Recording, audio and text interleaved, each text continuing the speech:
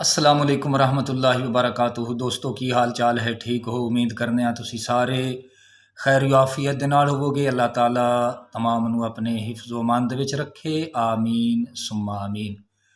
تو بھائیو، اج یہ عرض کرنے ہاں کہ جنت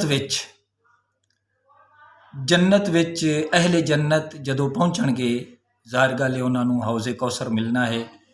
تو حوض کوثر کتنا بڑا ہوئے گا، اس دے بارے ساڈے پیارے نبی صلی اللہ علیہ وآلہ وسلم دا جیڑا اج فرمان میں درس دے وچ بیان کیتا ہے، وہ یہ ہے کہ حضور علیہ الصلوۃ والسلام نے اپنے صحابی نو، جس صحابی نے جدو سوال کیتا، جس نے جو علاقہ دیکھا ہویا سی، آپ علیہ الصلوۃ والسلام نے اس علاقے دا نام لے کے، مثال دے کے آپ نے فرمایا فلاں شہر تو لے کے فلاں تک، یعنی جس طریقے آپ نے فرمایا عمان تو لے کے جدہ تک، یا آپ نے فرمایا جدہ تو لے کے عدن تک، یعنی جس نے جو علاقہ دیکھا ہویا سی، اللہ دے محبوب علیہ السلام نے اس نو نہ اتنا بیان فرمایا۔ یہ صرف اتنا محدود نہیں ہوئے گا، بلکہ اس دے بارے آئیے جڑا کہ اہل سنت و جماعت دا مذہب ہے، وہ یہ ہے کہ حوض کوثر ہر اہل ایمان دے واسطے اس دی حد نظر تک ہوئے گا، یعنی جتنی کسی دی نظر ہوئے گی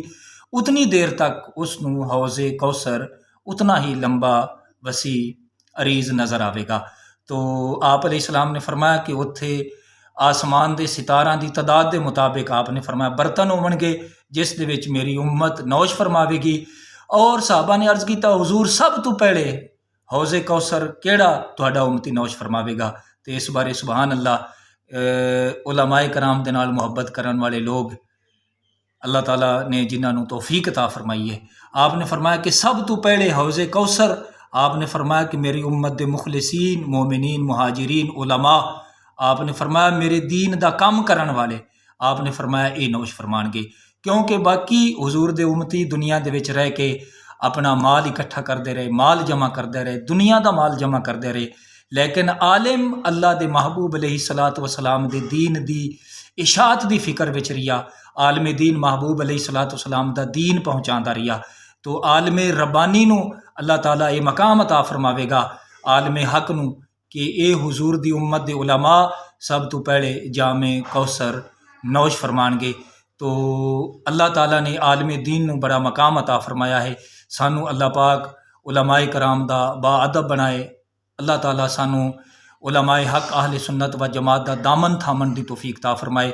تو عالم دی صحبت رکھن والا بندہ ریگاں تے بیکار نہیں جاندا، بلکہ قیامت والے دن عالم مختلف طریقے دے نال فیض پہنچا رہا ہوئے گا۔